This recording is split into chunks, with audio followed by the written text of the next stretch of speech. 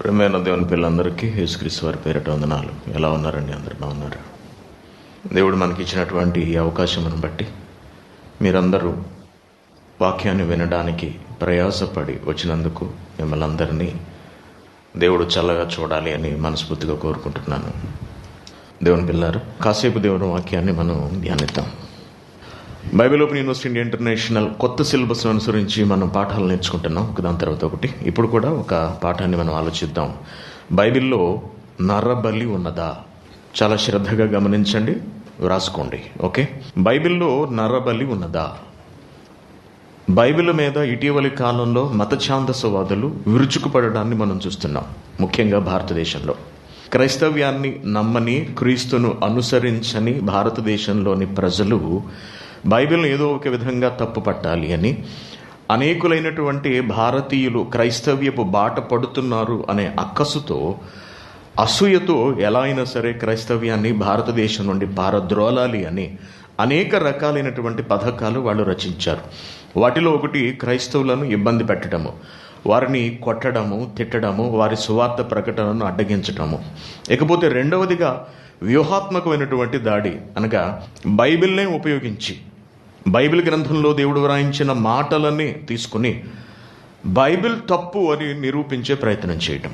బైబిల్లో ఉన్నటువంటి దేవుడు అని పిలిపించుకోవడానికి తగినవాడు కాడు అని, ఆయనలో చాలా చెడ్డ లక్షణాలు ఉన్నాయని, ఆయన మానవులను విపరీతంగా ఇబ్బంది పెట్టేవాడు, బాధ పెట్టేవాడు అని, కాబట్టి అటువంటి దేవుడిని అనుసరించవలసిన అవసరం లేదు అని, అసలు అతడు దేవుడే కాదు అంటూ చాలా అనాలోచనతో కూడినటువంటి మాటలను, అలాగే కుత్సితపు మాటలను, ఎదుటి వారిని పాడు చేసే మాటలను మత ఛాందసవాదులు క్రైస్తవ సమాజం మీద, అలాగే భారతదేశంలో ఉన్న సమాజం మీద ప్రయోగిస్తున్నారు.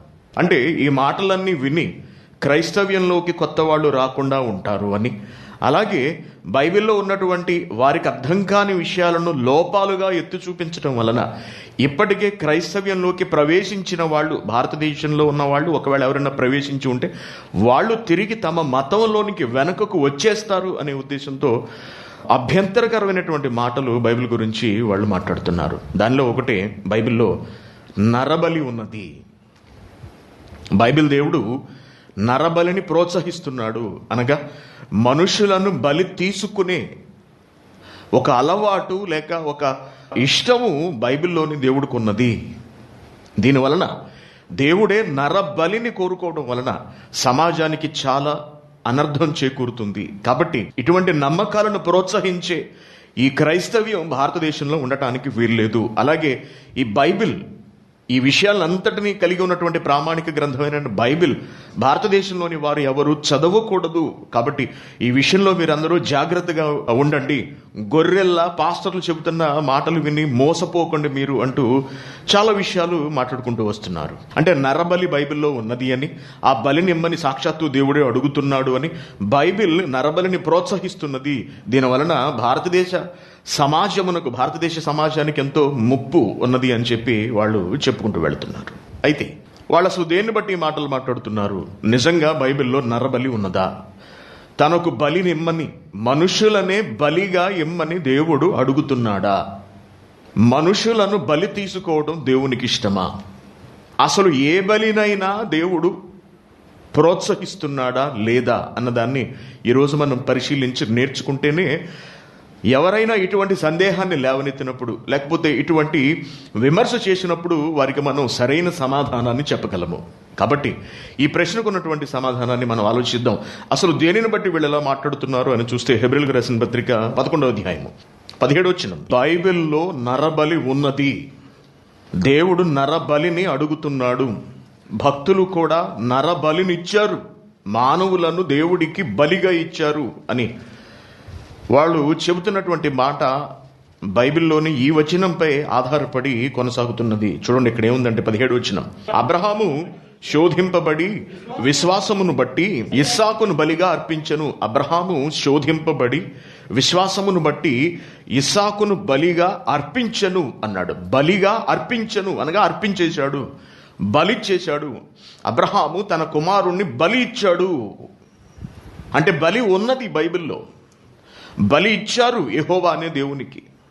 దేవుడు అడుగుతున్నాడు బలి ఇమ్మని అని వాళ్ళు చెప్పుకుంటూ వచ్చారు. అలాగే యాకోబు పత్రిక 2వ అధ్యాయము 21వ వచనం, మన పితరుడైన అబ్రహాము తన కుమారుడైన ఇస్సాకును బలిపీఠము మీద అర్పించినప్పుడు అతడు ఆ పని చేశాడు కాబట్టి, బలిని అర్పించాడు కాబట్టి, బలి అనే ఆ క్రియ వలన నీతిమంతుడని తీర్పు పొందినప్పుడు, అంటే అబ్రహాము బలి అర్పించాడు అని స్పష్టంగా బైబిలే తెలియచేస్తున్నది. కాబట్టి ఇటువంటి బైబిల్ అనుసరించడం ఎంతవరకు సమంజసము, అలాగే ఇలా బలిని అడుగుతున్న దేవుడిని నమ్మటం, అతడిని దేవుడిగా భావించటం ఎంతవరకు వివేకంతో కూడిన చర్య అని ఛాందస్వాదులు అంటున్నారు.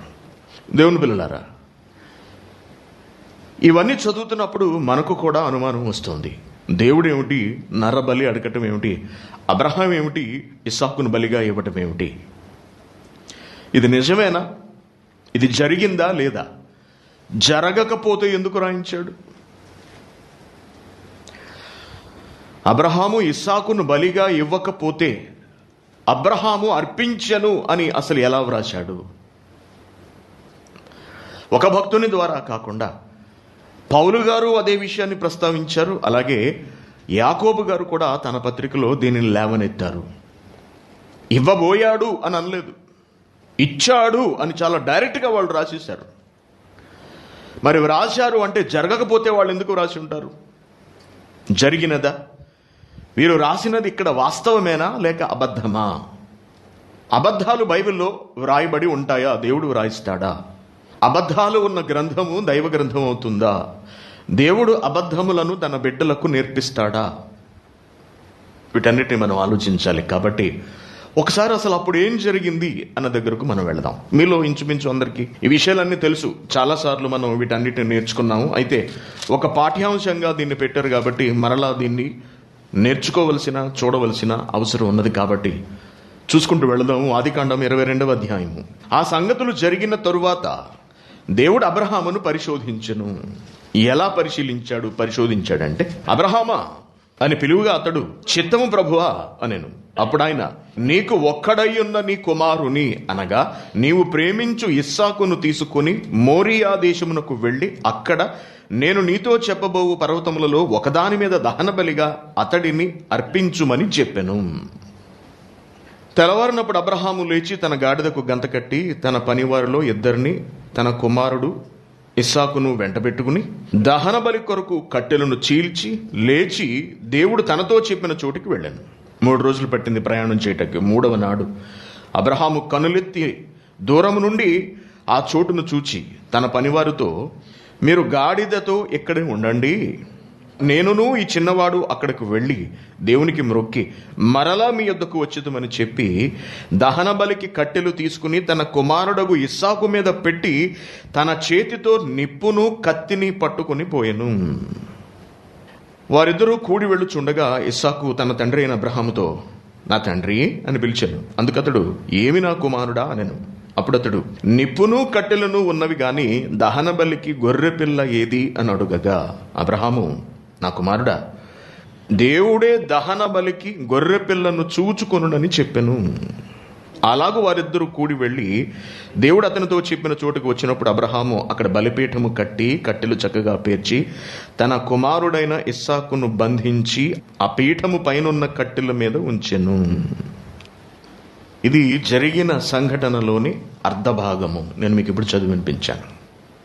నీకు ఒక్కడయ్యున్న నీ కుమారుని అనగా నీవు ప్రేమించు ఇస్సాకును తీసుకుని మోరియా దేశమునకు వెళ్ళి అక్కడ నేను నీతో చెప్పబో పర్వతములలో ఒకదాని మీద దహన బలిగా అతనిని అర్పించుమని దేవుడు అబ్రహాముతో చెప్పడం అసలు వినడానికే చాలా భయంకరంగా ఉందంటే. వినడానికి తల్లిదండ్రులను పట్టించుకొని బిడ్డల గురించి మనం చూస్తున్నాం, కానీ రోడ్ల మీద వదిలేసిన తల్లిదండ్రులను కూడా మనం చూస్తున్నాం. వీళ్ళు కసాయి వాళ్ళు అని మనం చెప్పుకుంటున్నాం.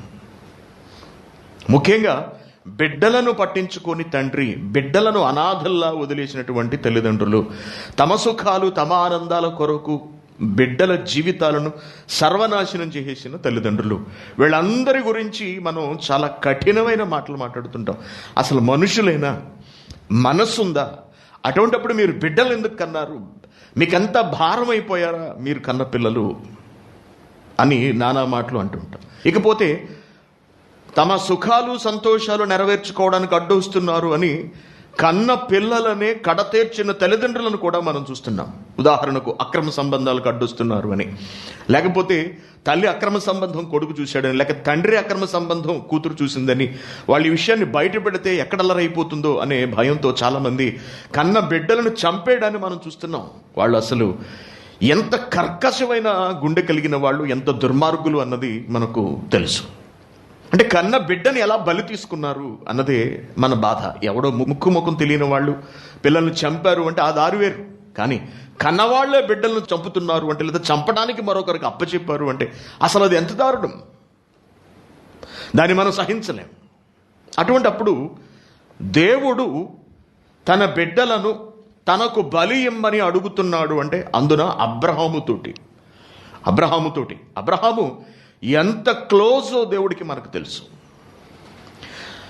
దేవునికి అతి సన్నిహితమైన స్నేహితుడిగా పేరు ప్రఖ్యాతులున్నవి అబ్రహాముకు. అంతేకాకుండా అబ్రహామును అనేక సంవత్సరాల పాటు పరీక్షించాడండి దేవుడు. బిడ్డలు లేరు అబ్రహాముకి. ఇంచుమించు 80 ఏళ్ల వరకు తొలి సంతానం కలగలేదు అబ్రహాముకి. అప్పుడు ఇష్మాయేలు పుట్టాడు.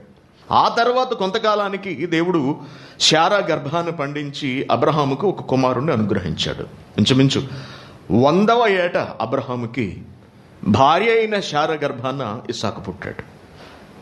మరి అటువంటి పరిస్థితుల్లో ఉన్నటువంటి అబ్రహామును, అనగా అప్పటికే భయంకరమైన కష్టముల చేత, శ్రమల చేత పరీక్షింపబడి ఉన్నటువంటి అబ్రహామును, అతడిని మరింత పరీక్షించడానికి దేవుడు ఏం చేశాడంటే, నీ కొడుకును బలివ్వాలయ్యా అబ్రహాము అన్నాడు. ఇది ఎంత కఠినమైన మాట ఆలోచించాడు. ఎవరు జీర్ణించుకోగలరు దీనిని? ఎవరు అంగీకరించగలరు? దేవుడు కనపడ్డు, మనందరికీ తెలుసు. ఒకవేళ దేవుడు మీరు ఒంటరిగా ఉన్నప్పుడు మీ ముందు ప్రత్యక్షమయ్యి, నీకొక్కగానైన కొడుకుని, లేకపోతే నీకు 2-3 పిల్లలు ఉన్నారు కదా, అందులో ఎవరో ఒకళ్ళు నువ్వు సెలెక్ట్ చేసుకుని నాకు బలివ్వు అని అడిగితే మనం అంగీకరించగలమా? ఒప్పుకుంటామా? మన బిడ్డల్ని ఏమిటాకి ఒప్పుకోం. మరి దేవునికి అబ్రహాము స్నేహితుడని పేరున్నప్పటికీ కూడా వాస్తవానికి వీరిరువురి మధ్య ఉన్నటువంటి సంబంధం ఏమిటి? అబ్రహాముకి దేవునికి మధ్య ఉన్నటువంటి సంబంధం ఏమిటి? తండ్రి కొడుకుల బంధం. ఇప్పుడు అబ్రహాముకి ఇస్సాకుకున్న సంబంధం ఏంటి? తండ్రి బిడ్డల బంధం. అలాగే ఇస్సాకు దేవునికి కూడా కుమారుడే అవుతాడు. అబ్రహాము ఎలా కుమారుడో అలాగే దేవునికి కూడా కుమారుడే అవుతాడు. ఒక బిడ్డ మరణించడం ఎంత బాధాకరం అన్నది మనకన్నా ఎక్కువగా తండ్రికే తెలుసు, అనగా దేవుడికే తెలుసు. ఎందుకంటే అందరూ ఆయన బిడ్డలే కాబట్టి ఒక బిడ్డను అకారణముగా బలి తీసుకోవడం అనేది దేవునికి మాత్రం ఎంతవరకు సమంజసం ఆలోచించండి.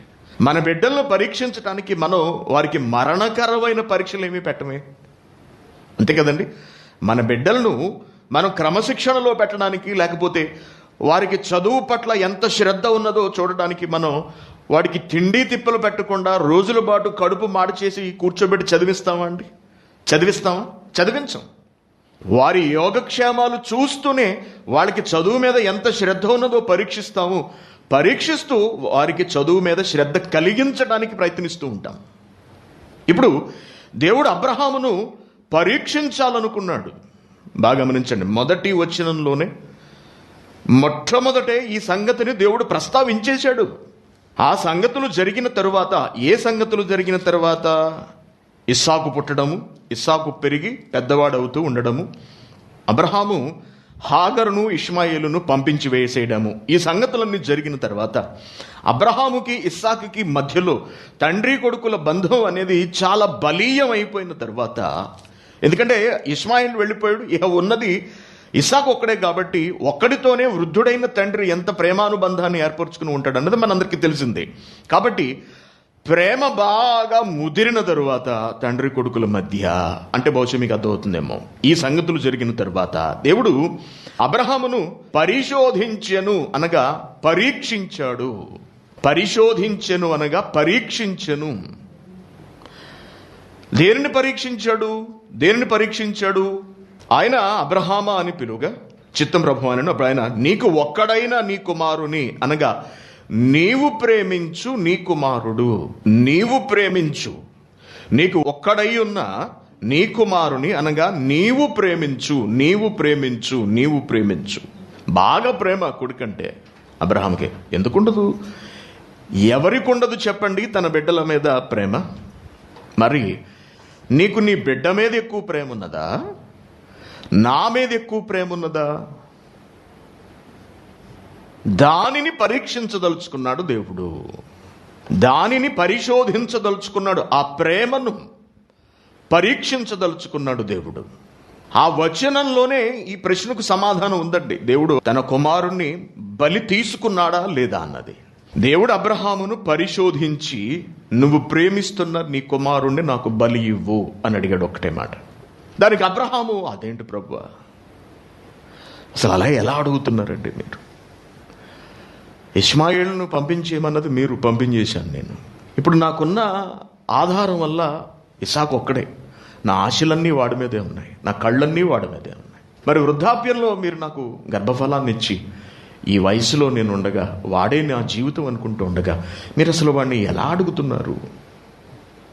ఇది ఎంతవరకు సమంజసం అని మనం ఎంతో బాధతో దేవుణ్ణి ప్రశ్నించడంతో పాటు, దేవుడి మీద తిరగబడి, దేవుణ్ణి ఎదిరించి, ఇలాంటి వాడు అసలు దేవుడే కాదు, మిమ్మల్ని మొక్కి నేను ఇంతకాలం తప్పు చేశాను, మీరు దేవుడే కాదు, మీకు నాకు ఈ రోజు నుంచి ఎటువంటి సంబంధం లేదు, నా కొడుకుని నేను బలివ్వను అని వెళ్ళిపోతాం మనం. ఎందుకంటే మనకు కనబడని దేవుని కన్నా కనబడే మన బిడ్డలే మనకు ముఖ్యము. కాదా? కాదా? కాదా? చెప్పండి. కనబడని దేవుని కన్నా, అనగా బ్రతుకునిచ్చిన దేవుని కన్నా మనకు బ్రతుకునివ్వని మన బిడ్డలే మనకు ముఖ్యం. మనలను కన్న దేవుని కన్నా మనము కన్న బిడ్డలే ముఖ్యము. ఆ బిడ్డలను దేవుడిచ్చాడు అని మనం అనుకోం ఎప్పుడు కూడా. ఒకవేళ అనుకున్నా కానీ ఈ సందర్భాల్లో మనం ఆ వచనాలన్నింటినీ తీసుకోం. అవన్నీ తర్వాత అనుకుంటాం. మనకు దేవుడు ఇటువంటి పరీక్షలు పెట్టకూడదు, ఇటువంటి శ్రమలు పెట్టకూడదు ఎప్పుడు కూడా. దేవుడు మనకి ఎప్పుడు ఇస్తూ ఉండాలి. బిడ్డల్ని ఇచ్చేయాలి, వాళ్ళకి చదువులు ఇచ్చేయాలి, వాళ్ళకి ఆరోగ్యాలు ఇచ్చేయాలి, వాళ్ళకి ఆస్తిపాస్తులను ఇచ్చేయాలి, వాళ్ళకి మంచి సంబంధాలు ఇచ్చేయాలి. మనం కూడా దేవుడికి ఏదన్నా అలాగా ఇచ్చినందుకు కుక్కకు బిస్కెట్ వేసినట్టు అలా టక్ మనలో ఒక బిస్కెట్ వేసి ఒక 10 దినార్లు, లేకపోతే ఒక 5 దినార్లు, లేకపోతే ఒక 100 దినార్లు కృతజ్ఞత కానుక, ఇంటి దగ్గర కృతజ్ఞత కూటము, 10 మందికి భోజనాలు అయిపోయింది చాలు. ఇంతకు మించి దేవుడు ఏం చేసుకుంటాడండి? అనవసరంగా మన దేవుడికి ఖర్చు పెట్టడం ఇదంతా. అదే దేవుడు బిడ్డను బలిగా ఏమని అడిగితే మన ప్రేమ నిగ్గు తేలిపోతుంది. అదేంటి ప్రభు అలాగా? నా వల్ల కాదు ప్రభు అని. రే, బిడ్డల కోసం గంటల ప్రార్థన చేసావు కదరా, నీకు గుర్తుందా? వెళ్ళరారు అక్కడి నుంచి. మరి రోజులు తరబడి ప్రార్థనలు చేశావు నువ్వు, నీ భార్య మోకాళ్ళు వేసి బిడ్డలని ఏడిస్తేనే కదరా నేను మీకు బిడ్డలనిచ్చాను. కనబడిన పాస్టర్ కల్లా చెప్పి ప్రార్థనలు చేయించారు బిడ్డలు కావాలి అని. ఏ బిడ్డతో 15 ఏళ్ళు బ్రతికావు, 20 ఏళ్ళు బ్రతికావు, బిడ్డ మీద మమకారం నీకు ఇంకా తగ్గలేదా? అంటే బిడ్డ ఏటెళ్ళ కాలం నీతోనే ఉండాలా? మరి నువ్వు నాతో ఉండవా? ఎంత నాటకాలు రా నీవి అని దేవుడు ప్రశ్నిస్తే అసలు మన దగ్గర సమాధానం ఏముంటుంది చెప్పండి? దేవుని పిల్లారా, మన వలే ఆలోచించలేదు అబ్రహాము. దేవుడు ఈ మాట ఎప్పుడైతే అన్నాడో పైగా దహన బలి అర్పించమన్నాడు. అనగా బిడ్డను చంపి దానిని, ఆ దేహాన్ని నిప్పుల మీద పెట్టి దహించి దేవునికి సమర్పించాలి. అది దహన బలి అంటే. ఇదంతా ఎవరు చెయ్యాలి? ఎవరో పనివాళ్ళ చేత చేయించడం కాదు, స్వయంగా అబ్రహామే చెయ్యాలి. ఆ మాట విన్న అబ్రహాము తెల్లవారినప్పుడు అబ్రహాము లేచి తన గాడిదకు గంత కట్టి తన పనివారిలో 2 తన కుమారుడగు ఇస్సాకును వెంట పెట్టుకుని దహన బలి కొరకు కట్టెలు చీల్చి లేచి దేవుడు తనతో చెప్పిన చోటికి వెళ్ళను. అక్కడికి వెళ్ళటానికి 3 రోజులు పట్టింది. అబ్రహాము రాబోయే 2 నిమిషాల్లో నీ కొడుకును నువ్వు నాకు బలిగా అర్పించాలి అని దేవుడు ఆజ్ఞాపించాడు అనుకోండి. ఏం చెయ్యాలో అర్థం కాని పరిస్థితుల్లో, ఆ ఆవేశంలో, ఎందుకంటే 2 నిమిషాల్లోనే జరిగిపోవాలి కాబట్టి, 10 నిమిషాల్లో జరిగిపోవాలి కాబట్టి ఆ ఆవేశంలో చంపేయచ్చు. కానీ దేవుడు చూపించిన చోటుకి వెళ్ళడానికి 3 రోజులు పడుతుంది. ఈ 3 రోజుల్లో అబ్రహాము అంటే ఏమిటి అన్నది బయటకు వచ్చేసిందండి. అబ్రహాం అంటే ఏమిటి అన్నది బయట పడిపోతుంది. దేవుని పట్ల ఎటువంటి దృక్పథాన్ని కలిగి ఉన్నాడు, ఎటువంటి ఆలోచన కలిగి ఉన్నాడు, అతడి ప్రేమలోని వాస్తవికత ఎంత అన్నది బయటపడిపోతుంది. ఉరి శిక్ష విధించాం, మరణశాసనం రాశాడు. ఇవాళంతా ఆగస్టు 28, 2020. ఉరి శిక్ష విధిస్తున్నాం. సరిగ్గా ఆగస్టు 29న ఉరి తీయాలి. అయితే ఈ సంవత్సరం ఆగస్టు 29 కాదు, కానీ 2030 ఆగస్టు 29 అన్నారు అనుకోండి, మనకి ఎలా ఉంటుందండి? 10 ఏళ్ళు ఉంది, 10 ఏళ్ళు బతుకుతాడు మా వాడు, పర్వాలేదులే అనుకుంటాం. ఓకేనండి. ఇవాళ ఆగస్టు 28 కాబట్టి సెప్టెంబర్ 1వ తారీఖునగా 3 రోజుల్లో ఉరి అమలు చేయాలి అనే మరణ శాసనం లిఖించారనుకోండి. ఈ 3 రోజుల్లో ఆ తల్లిదండ్రులు పడే నరక యాతన, వేదన. ఎందుకు? బిడ్డ చనిపోబోతున్నాడు, నలిగిపోతారు. అసలు అది మన మాటల్లో చెప్పలేనంతటి బాధ. బాగా ఆలోచించండి. నిర్భయ కేసులో నిందితులను ఇంచుమించు 10-12 ఏళ్ల పాటు ఉంచి తర్వాత వారికి ఉరి శిక్షను విధించారు. తల్లిదండ్రులు ఎంత బాధ అనుభవించుంటారు ఉరి దగ్గరకు వచ్చేటప్పటికి అన్నది మనం ఊహించగలం, ఎందుకంటే మనం కూడా తల్లిదండ్రులమే కాబట్టి. ఓకే, వారి బాధను మీరు మనసులో పెట్టుకోండి. ఇప్పుడు దిశ నిందితులను తల్లిదండ్రులకు తెలియకుండా, బయట ప్రపంచానికి తెలియకుండా కాల్చి చంపేశారు. వాళ్ళు చనిపోయిన తరువాత తల్లిదండ్రులకు తెలిసింది, అంతే కదా? చనిపోయిన తరువాత తెలిసింది. ఇప్పుడు ఆలోచించండి, బిడ్డ చనిపోతాడు అని తల్లిదండ్రులకు తెలిసినప్పుడు వాళ్ళ పడే భయంకరమైన వేదన, రోదన, ప్లస్ బిడ్డ చనిపోయిన తర్వాత బిడ్డ పోయాడు అనే బాధ 2 రకాలుగా ఉంటుంది. ఎవరికి? నిర్భయ తల్లిదండ్రులు. ఇప్పుడు దిశ తల్లిదండ్రులకు బిడ్డలను ఇలా చేస్తారు అని అసలు ఊహించలేదు కాబట్టి వాళ్ళకి మరణం తరువాత, అనగా బిడ్డల మరణం తర్వాత కలిగే బాధ ఒకటే తెలుసు. అర్థమైందంటే మీకు? లేదా అనగా బాధలో దశలు చెబుతున్నాను నేను మీకు. బాధలో సగం మాత్రమే, అనగా నిర్భయ తల్లిదండ్రులు అనుభవించిన బాధలో సగం మాత్రమే దిశ ఆ కుర్రాళ్ల తల్లిదండ్రులు అనుభవించారు. ఇప్పుడు అబ్రహాము గురించి ఆలోచించండి. అబ్రహాముకు ఒక చోటును డిసైడ్ చేశాడు దేవుడు, నువ్వు అక్కడివ్వాలి అన్నాడు. అంత దూరాన్ని ఎందుకు పెట్టాడు? ఈలోపు అబ్రహాము మదన పడతాడు, లోపల ఆలోచించుకుంటాడు, అన్ని విధాలుగాను, అన్ని రకాలుగాను ఎటువైపు వెళ్ళాలి అన్నది నిర్ణయం చేసుకుంటాడు. దేవుని వైపా, బిడ్డ వైపా, దేవుని వైపా, బిడ్డ వైపా. 3 రోజులు ఎంత చిత్ర వధ అనుభవించి ఉంటాడో, ఎన్ని రకాలుగా అబ్రహాం ఆలోచించి ఉంటాడో మీరు ఒకసారి అంచనా వేయండి. 3 రోజులు సమయం ఇచ్చినా ఏమాత్రం బెసకనివాడు అబ్రహాము. అంతే ధైర్యంగా కుమారుని తీసుకుని వెళ్ళిపోయాడు. కట్టెలన్నీ చక్కగా పేర్చాడు. పనివాళ్ళని దగ్గరకు రావద్దు, మీరు ఎక్కడే ఉండండి అన్నాడు. ఎందుకంటే పనివాళ్ళు ఊరుకుంటారండి. ఎవరిని ఊరుకుంటామండి మనం?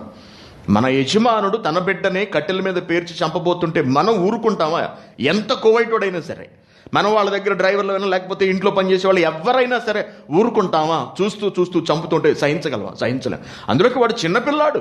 ఇప్పుడు పెద్దవాడైతే మనుషులిద్దరూ కొట్టుకోవడం, చంపడం, పగ ప్రతీకారాలతో జరిగించడం అది వేరు. కానీ ఇస్సాకప్పటికి చిన్నపిల్లాడు, అంటే 12, 13, 15 ఏళ్ళ వయసు ఉంటుందేమో. ఆ వయసున్న వాడిని చంపడం అంటే ఎవరు అంగీకరిస్తారు? పనివాళ్ళు కూడా అంగీకరించారు. కాబట్టి వాళ్ళని దూరాన్నే ఉంచేశాడు. భార్యకు చెప్పలేదు విషయం అంతా. ఒక్క కొడుకుని తీసుకువెళ్ళాడంటే అబ్రహాము గుండె దేవుని పట్ల ఎంత ప్రేమతో నిండి ఉన్నదో ఒక్కసారి ఆలోచించండి. అప్పుడు ఏం చేశాడట చూడండి. 8వ వచనం, అబ్రహాము, నా కుమారుడా, దేవుడే దహన బలికి గొర్రెపిల్లను చూచుకొనునని చెప్పెను. అలాగూ వారిద్దరూ కూడి వెళ్ళి దేవుడు అతనితో చెప్పిన చోటుకి వచ్చినప్పుడు అబ్రహాము అక్కడ బలిపీఠమును కట్టి కట్టెలు చక్కగా పేర్చి తన కుమారుడగు ఇస్సాకును బంధించి ఆ పీఠము పైన కట్టెల మీద ఉంచెను. అప్పుడు అబ్రహాము తన కుమారుని వధించుటకు తన చెయ్యి చాపి కత్తి పట్టుకొనగా యెహోవా దూత పరలోకము నుండి అబ్రహామా, అబ్రహామా అని అతన్ని పిలిచెను. అందుకతడు, చిత్తము ప్రభువా, వెయ్యి పెట్టు, చూస్తున్నావేంటి అని అనలేదండి. అబ్రహాము కత్తి ఎప్పుడైతే తీశాడో అప్పుడే అతడు చేయబోతున్నది దేవునికి అర్థమైపోయింది. అతడు తీసుకున్న నిర్ణయం ఇక అమలు చేసేయబోతున్నాడు. కాబట్టి ఏం చేశాడంటే, ఆ చిన్నవాని మీద చెయ్యి వేయకుము, అతడునేమియు చేయకుము, నీకు ఒక్కడయ్యున్న నీ కుమారుని నాకియ్య వెనుక తీయలేదు గనుక నీవు దేవునికి భయపడువాడవని ఇందువలన నాకు కనబడుచున్నదనెను. తనకు భయపడతాడా భయపడ్డా అని ఆలోచించాడు, పరీక్షించాడు దేవుడు, పరిశీలించాడు, పరిశోధించాడు. కాబట్టి అబ్రహాము నిగ్గుదాల్చడం కొరకే ఈ సన్నివేశం అంతా దేవుడు జరిగించాడు తప్పించి బలి తీసుకోవడానికి కాదండి. బలి తీసుకునే ఫలమైతే బిడ్డలు ఎందుకు ఇస్తాడు దేవుడు? అంతే కదండి. గర్భఫలము దేవుడిచ్చు బహుమానం అయితే ఆ బహుమానాన్ని బలి ఇమ్మని దేవుడు ఎందుకు అడుగుతాడండి? ఆ బలిని దేవుడు అసలు ఎలా అంగీకరిస్తాడండి? మరి హెబ్రీయులకు రాసిన పత్రికలో బలి అర్పించేసాడని ఉంది కదా, చూడండి. హెబ్రీయులకు రాసిన పత్రిక 11వ అధ్యాయము 17వ వచనం. అబ్రహాము శోధింపబడి అనగా పరిశోధింపబడి దేవునిచే పరీక్షింపబడి విశ్వాసమును బట్టి ఇస్సాకును బలిగా అర్పించెను. ఎవడు ఆ వాగ్దానమును సంతోషంతో అంగీకరించెనో, ఇస్సాకు వలనైనది నీ సంతాన మనబడును అని ఎవనితో చెప్పబడెనో ఆ అబ్రహాము మృతులను సహితము లేపుటకు దేవుడు శక్తిమంతుడని ఎంచిన వాడై తన ఏక కుమారుని అర్పించి ఉపమాన రూపముగా అతనిని మృతులలో నుండి మరల పొందెను. దేవుడు వెనకొక మాట చెప్పాడు. అదేమిటంటే, ఇస్సాకు వలనైనదే నీ సంతానం అనబడుతుంది, ఇష్మాయేలు వలనైనది నీ సంతానం అనబడదు. అనగా ఇస్సాకు నుండి కూడా బిడ్డలు పుట్టుకొస్తారు, వాళ్లే నీకు వారసులవుతారు అనే సంగతి ముందుగా అబ్రహాము దేవుడికి చెప్పున్నాడు. ఆ ఒక్క వచనం మీద దేవుడు నిలబడ్డాడండి, ఈ ఒక్క మాట మీద. మనకంటే వచనం ఉంది ఇక్కడ, అక్కడ వచనాలు లేవు, కేవలం అబ్రహాము విన్నటువంటి మాటలే. మూడో కంటికి తెలియదు మళ్ళీ అబ్రహాముకి దేవుడికి మధ్యలో జరుగుతున్నటువంటి సంభాషణ ఇదంతా కూడా. కాబట్టి ఇస్సాకు వలనైనదే అబ్రహాముకి వారసత్వంగా రాబోతున్నదని దేవుడు చెప్పిన తరువాత, ఒకవేళ ఇస్సాకును తాను చంపితే దేవుడు అతడిని మరలా బ్రతికించక తప్పదు అనుకున్నాడు అబ్రహాము. తప్పదు, ఖచ్చితంగా బ్రతికించి తీరాలి, ఎందుకంటే దేవుడు మాట తప్పని వాడు. అందుకే తన హృదయంలో ఇస్సాకును బలి ఇవ్వడానికి ఇహ తటపటాయించక ఏం చేశాడంటే డిసైడ్ అయిపోయాడు, వీడిని బలి ఇవ్వాలి, ఇచ్చేస్తున్నాను అని అబ్రహాము అప్పుడే నిర్ణయం తీసుకుని ఉండాలి. దాన్ని అమలు చేయడానికి సమయం పట్టింది, 3 దినాల ప్రయాణం పట్టింది. అంటే ఈ 3 దినాలలో ఏదన్నా జరిగి ఉండొచ్చు, అబ్రహాము ఆలోచన మారిపోవచ్చు. అందుకే సమయాన్ని పెట్టాడు దేవుడు అబ్రహాం ముందు. కానీ అబ్రహాము తన ఆలోచనలో ఎక్కడా కూడా తడబడలేదు. స్థిరుడై దృఢ చిత్తముతో దేవుని కొరకు నిలిచిన వాడై తన బ్రతుకు కన్నా, తన కుమారుని జీవితం కన్నా తనకు దేవుడే ముఖ్యము అనుకున్నాడు. బిడ్డ లేకపోయినా నేను బ్రతుకుతాను, ఇబ్బంది లేదు అనుకున్నాడు. ఇంతకాలం బిడ్డ లేకుండా బ్రతికిన వాడిని ఇక నుండి బిడ్డ లేకుండా బ్రతకలేనా? అయినా ఒకవేళ నేను చంపేస్తే దేవుడు వాగ్దానం చేశాడు కాబట్టి నా ఇస్సాకును తప్పనిసరిగా దేవుడు మరలా బ్రతికించి ఇవ్వడానికి సమర్థుడు, కాబట్టి నేను బలి అర్పిస్తాను అని అబ్రహాము నిర్ణయం చేసుకున్నాడు తన హృదయంలో. మనమైతే ఎలా ఆలోచిస్తామంటే, బలిస్తాం సరే, తర్వాత బ్రతికించకపోతే డౌట్ వస్తుంది. తర్వాత బ్రతికించకపోతే మన పరిస్థితి ఏమిటి? మనకన్నీ అనుమానాలే కదండి. మనంతా అవిశ్వాసం. దేవుణ్ణి దృఢ సంకల్పంతో, దృఢ నిశ్చయంతో మనం విశ్వసించమండి. అసలు ఎప్పుడు కూడా తటపటాయిస్తాం ప్రతి దానికి. సందేహం, అనుమానాస్పదం. నమ్మాలా వద్దా, నమ్మొచ్చా నమ్మకూడదా, ఎవడు చూసి వచ్చాడులే అండి, ఏదో ఎప్పుడో జరిగిన దాన్ని పట్టుకుని ఈరోజు నా కొడుకుని బలిచ్చేయమంటే నేను ఎలా ఇవ్వగలను ఏమండి? కాబట్టి మనం దేవునికి భయపడుతున్నామా లేదా, దేవుణ్ణి ప్రేమిస్తున్నామా లేదా అనేవి ఈ వాక్యాన్ని బట్టి మనకు అర్థమైపోవాలి. అవి మనం అన్నీ కూడా దొంగ నాటకాలండి. అయ్య బాబాయ్, దేవుడు అంటే నాకు ఎంత ఇష్టమనండి అంటాం, అంతే, ఉత్తిదే కళ్ళబుల్లి మాటలు అవన్నీ కూడా. మన మీదకి ఏదైనా వచ్చి పడిపోయేటప్పటికి మనలోని నిజస్వరూపం బయటకు వచ్చేస్తుందండి. దేవుడా అండి బలింబని అడుగుతున్నాడు అనేస్తాం, పుసుకుని ఒకే మాట. కాబట్టి దేవుడు చెప్పినటువంటి మాటను బట్టి, దేవుడిచ్చిన వాగ్దానాన్ని బట్టి, దేవుడు చేసినటువంటి లేక దేవుని ఆశీర్వాదాన్ని బట్టి ఇస్సాకును బలిగా ఇవ్వటానికి అబ్రహాము ఎంత మాత్రము వెనుకాడలేదు. తన హృదయంలో నిశ్చయించేసుకున్నాడు. కాబట్టే బలిచ్చేశాడు అని వ్రాశాడు ఇక్కడ. ఎవరు? పౌలు గారు. బలినర్పించి అన్నాడు చూడండి. 17వ వచనంలో అబ్రహాము శోధింపబడి విశ్వాసమును బట్టి ఇస్సాకును బలిగా అర్పించేశాడు. అయిపోయింది, డిసైడ్ అయిపోయాడు. ఎక్కడైపోయాడు డిసైడ్? హృదయంలో జరిగిపోయింది. తన కుమారుడు చనిపోతాడు అనే నిర్ణయానికి వచ్చేసాడు, చంపాలి అనే నిర్ణయానికి వచ్చేసాడు. నిర్ణయం జరిగిపోయింది, ఇక అమలు చేయవలసింది భౌతికంగా చంపడం మాత్రమే. దానిని జరిగించడానికి అంత దూరం వెళ్ళాడు. కాబట్టి హృదయంలో నిశ్చయించుకున్న దాన్ని చెబుతున్నాడు ఇక్కడ పౌలు గారు. విశ్వాసం అనేది బయటికి కనపడేది కాదండి. విశ్వాసము బయటకు కనపడేది కాదు. బాగా గమనించండి, మనలో ఉండేది మన క్రియల ద్వారా బహిర్గతమయ్యేది. విశ్వాసం ఎవరికి ఉందేమో చూపించండి కొంచెం.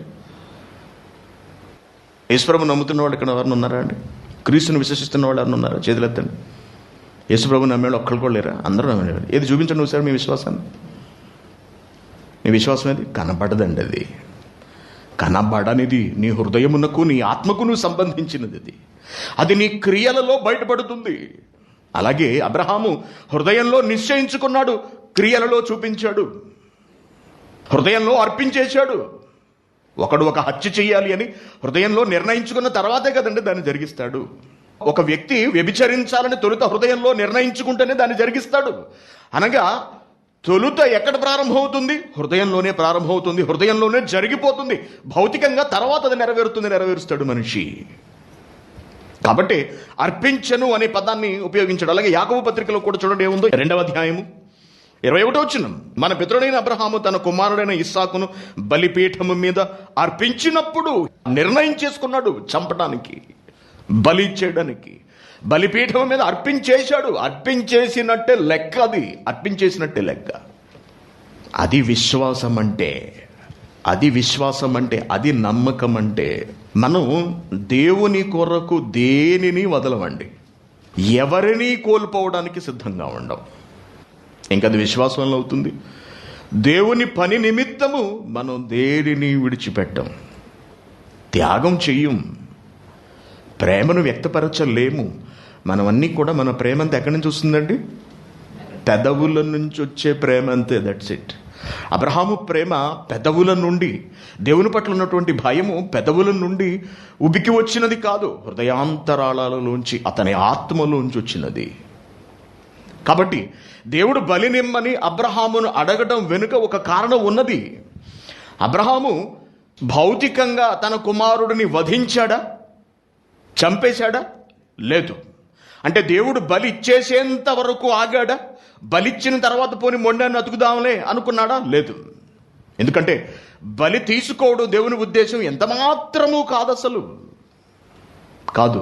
బలుల వెనుక దేవుని ఆలోచనలు వేరు. మనం పరిశీలించాం గత పాఠాల్లో. Very good. ఈ విషయం మీకు అర్థమైంది కదండి. కాబట్టి దేవుడు అబ్రహామును బలి ఇమ్మని అడగటం వెనుకున్నటువంటి ఉద్దేశము నరబలిలో ఆ నరుల రక్తాన్ని దాగుదామని కాదు దేవుని ఆలోచన. మానవుల రక్తాన్ని సేవించడానికి ఆయన పురాణాల్లో ఉన్న రాక్షసుడు కాదు. తండ్రి అయిన దేవుడు, ఆత్మలకు తండ్రి, సర్వ సృష్టికర్త. కాబట్టి మతశాంతసవాదులు చేస్తున్నటువంటి ఈ ఆరోపణ అనేది అర్ధరహితము, బుర్రలేనిది. బైబిల్లోని కొన్ని వచనములు మాత్రమే చదివారు. ఏమంటే తమ మతాన్ని గొప్పదిగా చూపించుకోవడానికి మరొక మార్గాన్ని కించపరచవలసిన అవసరం ఏమున్నది చెప్పండి? ఈ రోజున మతఛాందసవాదులు అనే ఒక మాట నేను ప్రయోగిస్తున్నాను అంటే వాళ్ళు కావాలని బైబిల్ జోలికి రాబట్టే వాళ్ళ పేరు ఎత్తవలసిన అవసరం మనకు ఏర్పడుతుంది. లేకపోతే మనకెందుకండి? మన బైబిల్లో ఉన్న మహాజ్ఞాన సంగతులు చెప్పుకోవడానికి జీవిత కాలాలు సరిపోవు ఒక్కొక్కడికి. మన దేవుని శక్తిని అర్థం చేసుకోవడానికి మనకు బ్రతుకు సరిపోవట్లేదు, రోజులు సరిపోవట్లేదు. ఇంకా ఎవరి వాటిలోనూ దూరి వాటన్నిటిని బయటికి తీసుకొచ్చే అల్లరి చేయవలసిన అవసరం మనకేమిటండి? మనకు లేదు. వాళ్ళకేమిటంటే చెప్పుకోవడానికి ఏమీ లేదు. నీతిని కనబరచడానికి, నీతిని చెప్పుకోవడానికంటే ఏమీ లేదు. యథార్థత, వాస్తవము, నీతి, లేకపోతే పరిశుద్ధత అని చెప్పుకోవడానికి ఏమీ లేదు. ఇవన్నీ బైబిల్ గ్రంథంలో కనిపిస్తున్నాయి, క్రీస్తులో కనపడుతూ ఉంటాయి, తండ్రి అయిన దేవునిలో కనపడుతూ ఉంటాయి. సత్యం ఎక్కడైతే కనపడుతున్నదో వాళ్ళు దాన్ని జీర్ణించుకోలేక, అటువైపు వెళ్ళలేక, తమ వాటిని తప్పు అని అంగీకరించలేక, తమ వాటి పట్ల వాళ్ళు వ్యతిరేకతను ప్రదర్శించలేక మనవి తప్పని నిరూపించడానికి నానా పాటలు పడుతూ ఇలా దొరికిపోతుంటారు. దేవుడు మనుష్యులను బలులు ఇమ్మని అడగడండి. అసలు ఎవరిని లేకపోతే దేనిని బలి ఇమ్మని దేవుడు అడగడు. ఒకవేళ అడిగినా, ఏది జంతువుల బలులను అడిగినా దాని వెనక దేవుని ఉద్దేశం వేరుగా ఉన్నది. అది కూడా చూద్దాం మనం ఇది పూర్తయిన తర్వాత. కాబట్టి ఈ డౌట్ మీకు క్లియర్ అయింది కదా. అబ్రహామును దేవుడు ఇస్సాకును బలి ఇచ్చేయమని అడిగినప్పటికీ కూడా దాని వెనక ఉన్నటువంటి ఉద్దేశము అబ్రహామును పరీక్షించడమే తప్పించి నరబలి కావాలని దేవుడు ఆశించడం కాదు. ఇస్సాకు మరణించలేదు, ఇస్సాకును అబ్రహాము చంపలేదు, చంపి దేవుని ముందు పెట్టలేదు, చంపబోతోండగానే దేవుడు నిలుపు చేసేశాడు. కాబట్టి వారి వాదన తప్పు. ఇకపోతే వాళ్ళు చూపిస్తున్నటువంటి మరొక సందర్భం ఏమిటంటే న్యాయాధిపతుల గ్రంథము 11వ అధ్యాయం 1వ వచనం. గిలాదు వాడైన యోఫ్తా పరాక్రమం గల బలాఢ్యుడు. ఏమండి? గిలాదు వాడైన యోఫ్తా, అతడు వేశ్య కుమారుడు. గిలాదు యోఫ్తాను కనెను అన్నాడు. గిలాదు అనే ఒకతను ఒక వేశ్యతో కలిసి కాపురం చేయగా అతనికి పుట్టినవాడే ఈ యోఫ్తా. Very good. అయితే ఇతడి తండ్రికి మరొక భార్య ఉన్నది, ఆమెకు కూడా బిడ్డలున్నారు. ఈ యోఫ్తాకు ఆ బిడ్డలకు పడేది కాదు. కాబట్టి యోఫ్తా వాళ్ళున్న ప్రాంతం నుండి మరొక ప్రాంతానికి వెళ్ళి అక్కడ బ్రతుకుతూ ఉంటాడు. అలా బ్రతుకుతూ ఉండగా ఈ యోఫ్తా సహోదరుల మీద మిగిలిన దేశాల వాళ్ళు వచ్చి దండయాత్ర చేయబోతారు. అప్పుడు బలాఢ్యుడైన యోఫ్తాను వెతుక్కుంటూ వీళ్ళందరూ వచ్చి, యోఫ్తా, మరి ఎంతవరకు జరిగింది ఏదో జరిగింది, నిన్ను మేము తిట్టాము, అవమానించాం, కాబట్టి దయచేసి ఇక నువ్వు మా దగ్గరకు వచ్చేసి ఉండు అంటే, అతడు అంటాడు, మీ మీదకి శత్రువు వచ్చాడు కాబట్టి నా అవసరం వచ్చిందా ఇప్పుడు? ఓకే, నేను వస్తాను, అయితే నన్ను మీ అందరి మీద నాయకుడినిగా పెట్టాలి అంటే, సరే అలాగే ఉంది కానీ వచ్చేసేయి అంటాడు. అప్పుడు ఈ దేశం మీదకు వస్తున్న రాజుల దగ్గరకు రాయబారాన్ని పంపిస్తాడు యోఫ్తా. మీరు ఎందుకు అనవసరంగా మా దేశం మీదకి వస్తున్నారు, మేమేం చేశాం మిమ్మల్ని అని. అప్పుడు వాడు ఆ రాజు ఏదో లేనిపోని సాకులు ఇవన్నీ చూపించి మొత్తానికి ఇబ్బంది పెట్టే ప్రయత్నం చేస్తాడు. వినకపోయేటప్పటికి అప్పుడు యుద్ధానికి వెళ్ళడానికి యోఫ్తా సిద్ధపడిపోతాడండి. అలా యుద్ధానికి వెళుతూ దేవునికి ప్రార్థన చేసుకుంటూ ఉండగా దేవుడితో ఒక మాట చెబుతాడు యోఫ్తా. 11వ అధ్యాయం 30వ వచనం. అప్పుడు యోఫ్తా యెహోవాకు మొక్కుకొనెను, ఎట్లనగా, నీవు నా చేతికి అమ్మోనీయులను నిశ్చయముగా అప్పగించిన ఎడల నేను అమ్మోనీయుల యొద్ద నుండి క్షేమముగా తిరిగి వచ్చినప్పుడు నన్ను ఎదుర్కొనుటకు నా ఇంటి ద్వారము నుండి బయలుదేరి వచ్చినదేదో అది యెహోవాకు ప్రతిష్ఠితమగును, మరియు దహన బలిగా దానిని అర్పించెదను. ఇంట్లోంచి ఏదైతే బయటకు వచ్చిందో మొదట అది నీకు ప్రతిష్ఠితం చేసేస్తాను, లేదా నీకు దహన బలిగా అర్పించేస్తాను అని చెప్పి అన్నాడంట. Very good. యుద్ధానికి వెళ్ళినప్పుడు అప్పుడు యోఫ్తా అమ్మోనీయులతో యుద్ధము చేయుటకు వారి యుద్ధకు సాగిపోయినప్పుడు యెహోవా అతని చేతికి వారిని అప్పగించెను. గనుక అతడు వారిని, అనగా అరోయేరు మొదలుకొని మిన్నీతుకు వచ్చే వరకు ఆబేల్కే రాము వరకు 20 పట్టణముల వారిని నిశ్శేషముగా హతము చేసెను. ఇట్లు అమ్మోనీయులు ఇశ్రాయేలీయుల ఎదుట నిలవకుండా అణచివేయబడిరి. యోఫ్తా మిస్సాలోనున్న తన ఇంటికి వచ్చినప్పుడు అతని కుమార్తె తంబురలతోనూ నాట్యముతోనూ బయలుదేరి అతనికి ఎదురుగా వచ్చెను. ఎదురుగా ఏదొస్తే దాన్ని నీకు నేను ప్రతిష్ఠించేస్తాను, దహన బలిగా ఇచ్చేస్తాను అని యోఫ్తా దేవుడితో వాగ్దానం చేసుకున్నాడు. ఇప్పుడు నాన్న ఘన విజయం సాధించి వస్తున్నాడు. నాన్న యుద్ధంలో జయభేరి మ్రోగించి వస్తున్నాడు. కుమార్తెకి ఎంత సంతోషం అండి. కాబట్టి సంగీతం వాళ్ళందరినీ సమకూర్చింది, పూలదండలన్నీ తీసుకొచ్చింది, పూలు జల్లుతూ తన తండ్రిని సాధారణంగా తన ఇంట్లోకి ఆహ్వానించాలనుకుంది. బిడ్డ కదండి, తండ్రి పట్ల ప్రేమ ఎదురొచ్చేసింది. గుండెలు బాధేసుకున్నాడు యోఫ్తా. చూడండి ఏమంటున్నాడు 34వ వచనం. యోఫ్తా మిస్పాలోనున్న తన ఇంటికి వచ్చినప్పుడు అతని కుమార్తె తంబురలతోనూ నాట్యముతోనూ బయలుదేరి అతన్ని ఎదుర్కొని వచ్చెను. ఆమె గాక అతనికి మగ సంతానమే గాని ఆడు సంతానమే గాని లేదు. ఒక్కగానొక్క కూతురండి, ఒక్కతే కూతురు. కాబట్టి అతడు ఆమెను చూచి తన బట్టలు చింపుకుని, ఎంత పని చేశావమ్మా, అయ్యో నా కుమారి, నీవు నన్ను బహుగా కృంగజేసితివి కదే, నీవు నన్ను తల్లడింపజేయు వారిలో ఒకటివైతేవై ఉన్నావు. నేను యెహోవాకు మాట ఇచ్చి ఉన్నాను గనుక వెనుక తీయలేననగా, ఆమె నా తండ్రి, ఏడు యెహోవాకు మాట ఇచ్చి ఉంటివా? నీ నోట నుండి బయలుదేరిన మాట చొప్పున నాకు చెయ్యి, నేను రెడీ. యెహోవా నీ శత్రువులైన అమ్మోనీయుల మీద పగ తీర్చుకుని ఉన్నాడని అతనితో ననెను. మరియు ఆమె, నా కొరకు చేయవలసినదేమనగా 2 నెలల వరకు నన్ను విడిచిపెట్టు, నేనును నా చెలికెత్తులను పోయి కొండల మీద ఉండి నా కన్యాతత్వమును గూర్చి ప్రలాపించేదనని తన తండ్రితో చెప్పగా, అతడు పొమ్మని చెప్పి 2 నెలల వరకు ఆమెను పోనిచ్చిన గనుక ఆమె తన చెలికెత్తులతో కూడా పోయి కొండల మీద కన్యాతత్వమును గూర్చి ప్రలాపించెను. ఆ 2 నెలల అంతమున ఆమె తన తండ్రి యొద్దకు తిరిగి రాగా, అతడు తాను మ్రొక్కుకొనిన మ్రొక్కుబడి చొప్పున ఆమెకు చేసెను. Very good. ఈ సందర్భాన్ని చూపించి అదిగో యోఫ్తా తన కుమార్తెను బలి ఇచ్చేశాడు, దహన బలిగా ఇస్తా అన్నాడు, దహన బలిగా ఇచ్చాడు. అంటే బైబిల్లో బలులున్నవి అని మళ్ళీ ఒక వివాదాన్ని లేవనెత్తారు. దేవుని పిల్లారా, ఇక్కడ యోఫ్తా తన కుమార్తెను బలి ఇచ్చాడా? ఒక్కగానొక్క కుమార్తెను. యోఫ్తా చేసిన వాగ్దానం మళ్ళీ ఒకసారి చూద్దాం మనం. యోఫ్తా చేసిన వాగ్దానం 30 వచ్చింది.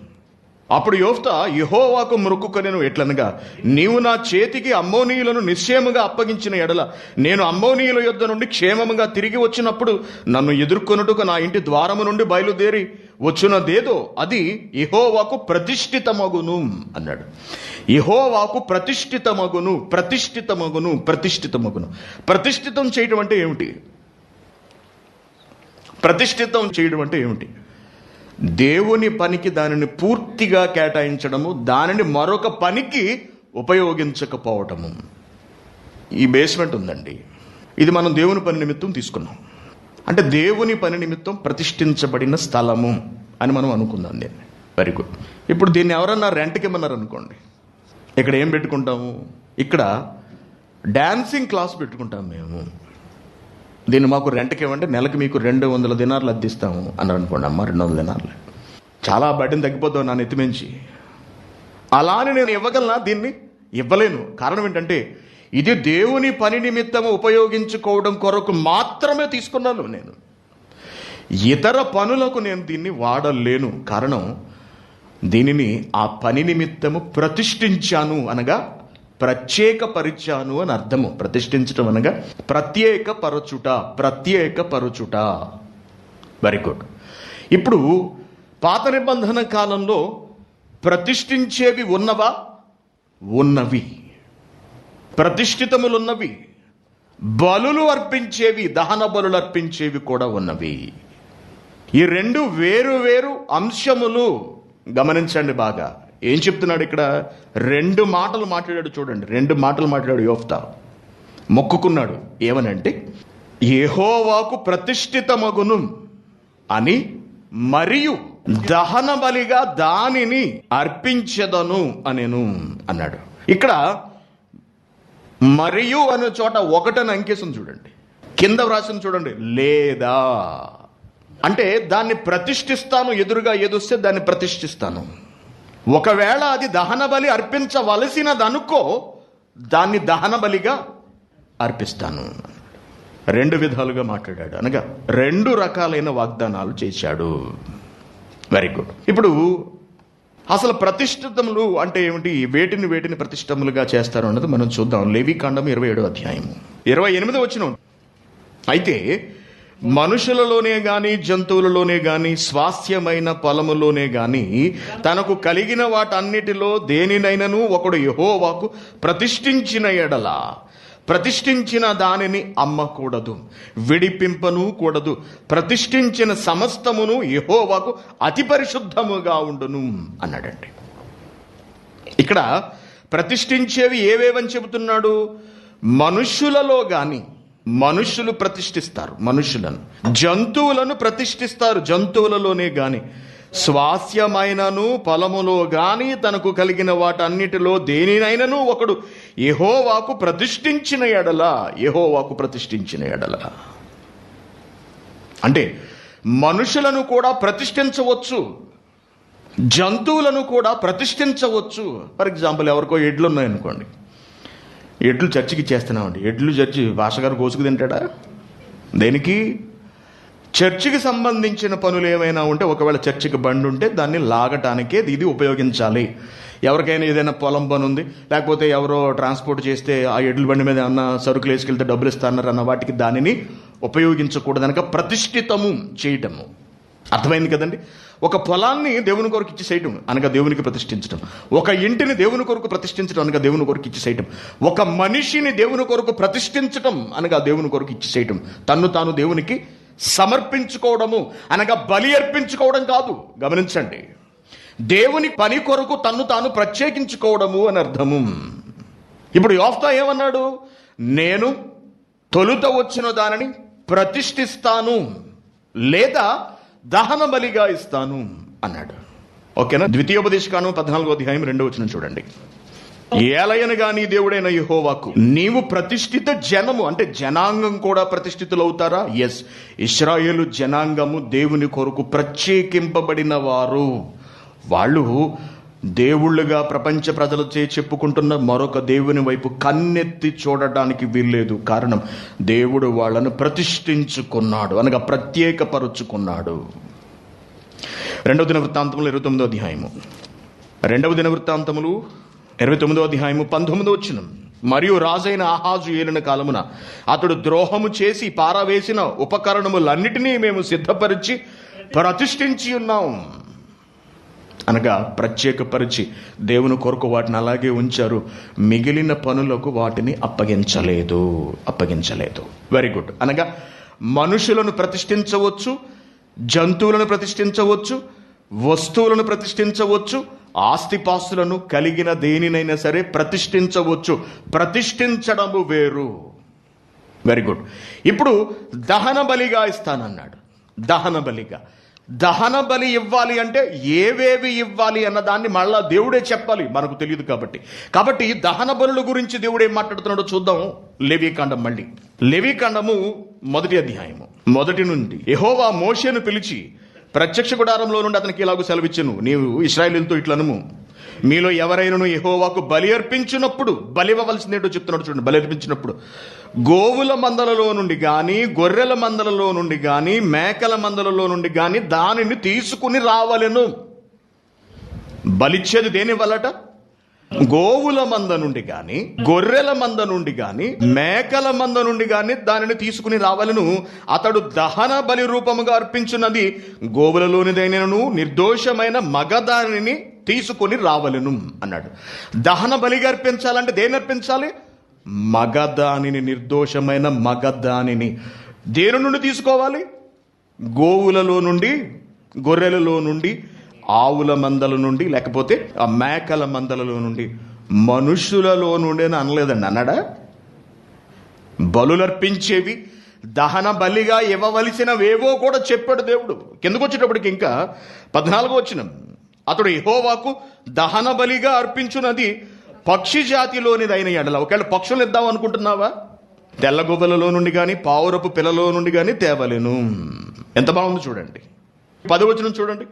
దహన బలిగా అతడు అర్పించున్నది గొర్రెల యొక్క గాని, మేకల యొక్క గాని మందలోనిదైన ఎడల అతడు నిర్దోషమైన మగదానిని తీసుకుని వచ్చి అంటున్నాడు. ప్రతిష్ఠితము దేనినైనా చేయవచ్చు. మనుషులను గాని, పశువులను గాని, వస్తువులను గాని, ఆస్తిపాస్తులను గాని. బలులు ఇవ్వవలసి వస్తే ఖచ్చితంగా దేవుడు చెప్పిన ఆ జాతులలోంచి మాత్రమే ఇవ్వాలి. గోవులు, మేకలు, గొర్రెలు, పక్షులు, పక్షులలో పావురములు, మేకలు గుంపులలో నుండి అన్నాడు తప్పించి మనుషులలో మగవాడిని అనడండి, మనుషులలో ఆడదానిని అనడండి. బలులు ఇవ్వవలసినవి జంతువులను, పక్షులను, మేకలను, గొర్రెలను. ప్రతిష్ఠించవలసిన విషయానికి వస్తే జంతువుల్ని, మేకల్ని, మనుషులను కూడా ప్రతిష్ఠించవచ్చు. ఆలోచించండి. ఈ విషయం మీకు అర్థమైంది కదా? అనగా ప్రతిష్ఠించేది వేరు, దహన బలిగా అర్పించవలసినది వేరు. Very good. ఇప్పుడు యోఫ్తా ఏమని మొక్కుకున్నాడు? యోఫ్తా ఏమని వాగ్దానం చేసినాడు? దేవునికి మొక్కుకుంటున్నాడు, అది యెహోవాకు ప్రతిష్ఠితమగును మరియు లేక లేదా. లేదాని కింద రాసిన చూడండి. మరియు లేదా దహన బలిగా ఇస్తాను. మనిషి వచ్చిందా ప్రతిష్ఠిస్తాను. ఎవరైనా వస్తువులు తీసుకొచ్చారా? ప్రతిష్ఠిస్తాము. బలి అర్పింపదగిన జంతువేవైనా లేకపోతే పక్షి గాని వచ్చిందా? నీకు దహన బలిగా అర్పిస్తాను. ఇప్పుడు ఎదురుగా ఎవరు వచ్చేసారు? కూతురు వచ్చేసింది. ఒక్కగానొక్క కూతురు, పెళ్ళి ఇంకా అవ్వలేదు. ఇప్పుడు ఆమెను ఏం చెయ్యాలి? ప్రతిష్ఠించాలి. ప్రతిష్ఠించుకుంటే దేవునికి వివాహం చేసుకోవడానికి వీలు లేదు అని మనం అర్థం చేసుకోవచ్చు.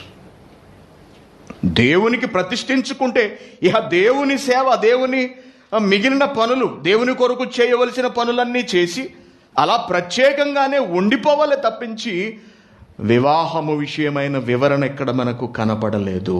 అందుకే ఆమె కన్యాతత్వము గూర్చి విచారించడానికి 2 నెలలు సమయం అడిగింది. అంటే తన జీవితం ఇక నుండి దేవునికి అంకితం, ప్రతిష్ఠితం కాబోతుంది కాబట్టి దానికి తగిన విధముగా తన శరీరాన్ని తాను సిద్ధపరచుకోవడం, లోబరుచుకోవడం మొదలుపెట్టింది. ఎందుకంటే ఒక్కసారి దేవునికి ప్రతిష్ఠ చేసుకుంటే కనుక ఇక ఈ దేహాన్ని ఎలా పడితే అలా వాడటానికి, ఈ హృదయంలో ఏది పడితే అదే ఆలోచించడానికి కనుక కుదరదు.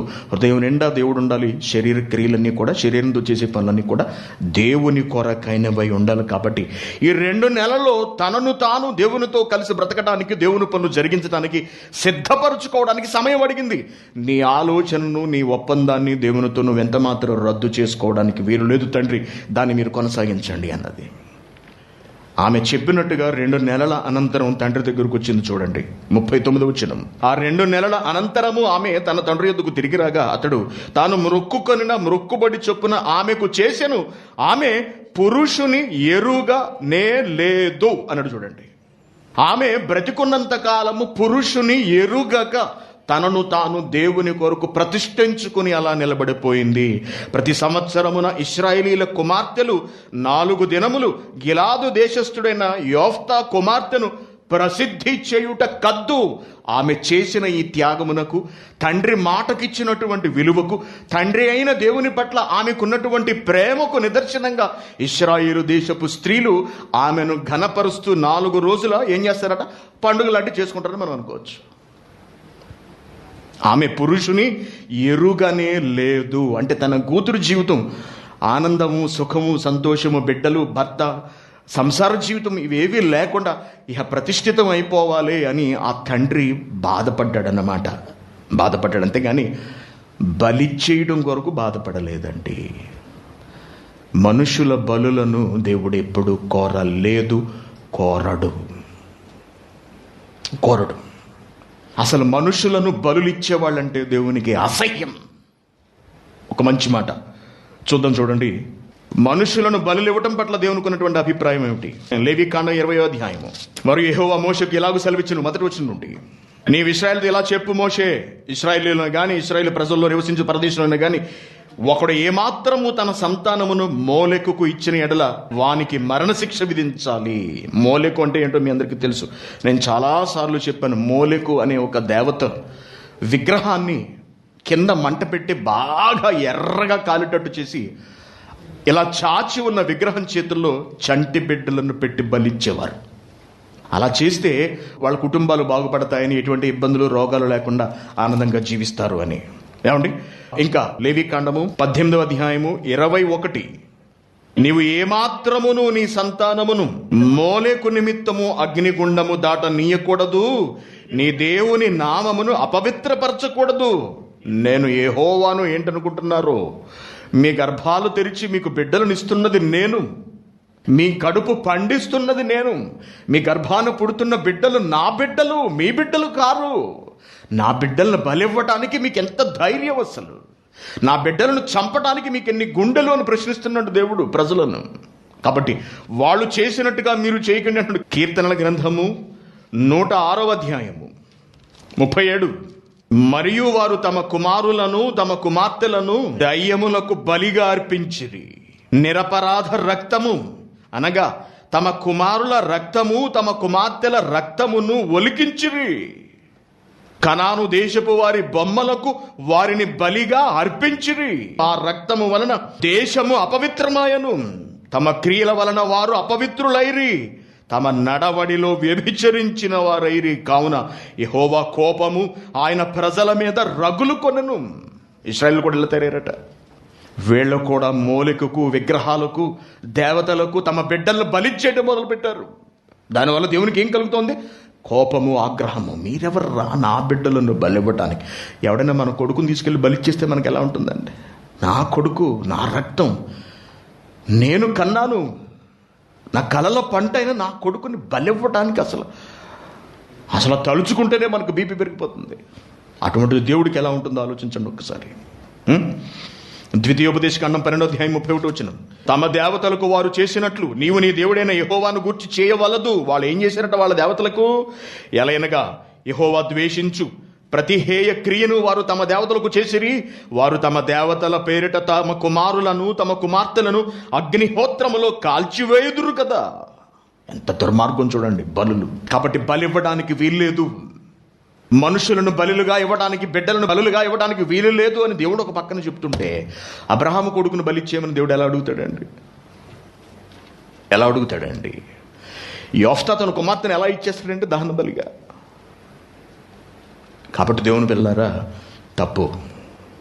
తప్పుగా చెప్పారు, తప్పు చెబుతున్నారు, బైబిల్ని వక్రీకరిస్తున్నారు, భావాలను అర్థం చేసుకోవట్లేదు, అక్షరాలను మాత్రమే చూస్తున్నారు, బైబిల్లో కొన్ని భాగాలను మాత్రమే తీసుకుంటున్నారు, పరిపూర్ణతను గ్రహించడం లేదు. ఏ విషయాన్ని దేవుడు ఎందుకు, ఏ ఉద్దేశంతో జరిగించాడో తెలుసుకోవట్లేదు. బైబిల్ మీద విరుచుకుపడుతున్నారు. దేవుడు విరుచుకుపడే రోజును తెచ్చేసుకుంటున్నారు. క్రైస్తవ్యం మీద విరుచుకుపడిపోతున్నారు. దేవుడు విరుచుకుపడే రోజులు వచ్చేసాయేమో, ఇప్పటికే వచ్చేసాయేమో. బైబిల్ గ్రంథాన్ని తప్పుపట్టిన, దేవుని ఉద్దేశంలో మార్చి మాట్లాడిన, క్రైస్తవ్యాన్ని హింసించిన దేవుడు చూసి ఓపిక పట్టి కొడతాడు ఒక్క దెబ్బ. అంతే. ఎలా ఉంటుందో మనకు తెలుసు. ఆ పరిస్థితి తెచ్చుకోకూడదు ఎవరు? భారతదేశంలో ఉన్నవాళ్ళు. ఇప్పటికీ 77,500 కేసులు అనుకుంటే వాళ్ళు భారతదేశంలో 77,500 కేసులు. ప్రపంచంలోనే హైయెస్ట్ కేసు నమోదైన కంట్రీ ఇండియా. ఒక రోజులో 3,50,000 కేసులు కెడుతుందట రోజుకి. ఒక సంస్థ వాళ్ళు చేసిన అంచనా ప్రకారం, వేసిన లెక్కల ప్రకారం 1,000,000 మంది చనిపోవచ్చని చెబుతున్నారు భారతదేశంలో. 1,000,000 మంది. అందులో మనం కూడా ఉండొచ్చు. దేవునికి కోపం వస్తే దాన్ని ఆపటం ఎవ్వడి తరం కాదు. మళ్ళీ క్రైస్తవుడేమో కాళ్ళు వేసి దేవుణ్ణి వేడుకొని, బ్రతిమలాడుకొని, కాళ్ళు పట్టుకొని దేవులాడితే తప్ప దేవుని కోపం చల్లారడం అనేది జరగని పని. ఆ పరిస్థితి తెచ్చుకుంటున్నారేమో. తెచ్చుకోకూడదని హితవు పలుకుతున్నాము. క్రైస్తవ్యం ఎవరికి చేటు చేసేది కాదండి. ఎవరిని ఇబ్బంది పెట్టింది చెప్పండి? ఇతర మతాలను కానీ, వారి విశ్వాసాలను కానీ, వారి దేవుళ్ళను కానీ మనం ఏనాడైనా పల్లెత్తు మాట అనటం చేస్తున్నామా? ఒకవేళ అలా మాట్లాడాలి అంటేనండి, మీరు చూస్తున్నారు యూట్యూబ్లో అసలు వినలేని, చూడలేని దృశ్యాలు అన్నమాట. వాళ్ళ గ్రంథాలను విప్పి వాళ్ళే చెబుతున్నారు. మనం చెప్పుకోవాల్సిన అవసరం లేదు. ఒకసారి యూట్యూబ్లో కొట్టి చూడండి. వాళ్ళ గ్రంథముల గురించి, వాళ్ళ దేవుళ్ళు చేస్తున్న పనుల గురించి వాళ్ళే చెబుతున్నారు. అది గొప్పగా వాళ్ళు చెబుతున్నారు. వింటుంటే ఎలా ఉంటుందంటే అసలు ఇంక మనం మాట్లాడకూడదు వాటి గురించి. ఎందుకంటే దేవుడు మనకు అపారమైన జ్ఞాన గ్రంథాన్ని, జ్ఞాన సంద్రాన్ని మన చేతిలో పెట్టాడు. దానిని ఈదుతూ దానిలో ఉన్న సారాన్ని మనం తీసుకోవడానికి మన బ్రతుకు కాలం సరిపోదండి. ఇక మరొకరి గురించి మనకెందుకు? మన బైబిల్లో విషయాన్ని లేవనెత్తారు కాబట్టి మనం సమాధానం, అది కూడా పార్లమెంటరీ లాంగ్వేజ్లో, ఆమోదయోగ్యమైనటువంటి భాషలో మాత్రమే చెబుతున్నాము. కించపరిచేలా మాట్లాడట్లేదు దేవుని పిల్లారా. కాబట్టి దేవుడు బైబిల్లో బలులిమ్మని అడగలేదు. నరులను ఎవరు బలిగా ఇవ్వలేదు. నరబలిని దేవుడు కోరలేదు. నరబలిని ఇస్తున్నది వీళ్లే. ఎవరైతే చెబుతున్నారో, ఎవరైతే బైబిల్ గ్రంథాన్ని వెలుత్తు చూపిస్తున్నారో నరబలి దేవుడు ఇమ్మన్నాడని, వాళ్ళే తమ దేవతలకు, తమ దేవుళ్లకు బలులు ఇస్తున్నారు. మూఢనమ్మకాల పేరుతో, క్షుద్రశక్తుల పేరుతో, ఆరోగ్యాల పేరుతో. చూడండి ఒకసారి. ఉప్పల్ నరబలి కేసు ఛేదించిన పోలీసులు పిల్లోడు తల నరికి ఆ తలను తీసుకెళ్లి ఇంటి మీద పెట్టారంట. కారణం ఏంటంటే భార్య అనారోగ్యంతో బాధపడుతోంది, అనారోగ్యం తగ్గట్లేదు కాబట్టి నర బలి ఇస్తే అది పోతుందని పూజారి చెప్పాట.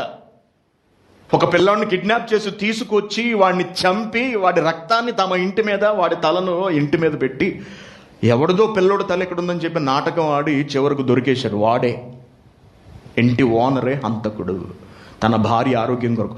పూజారి చెప్పాడట. మంత్రాలు చదివి పూజలు చేసి బలర్పించారు.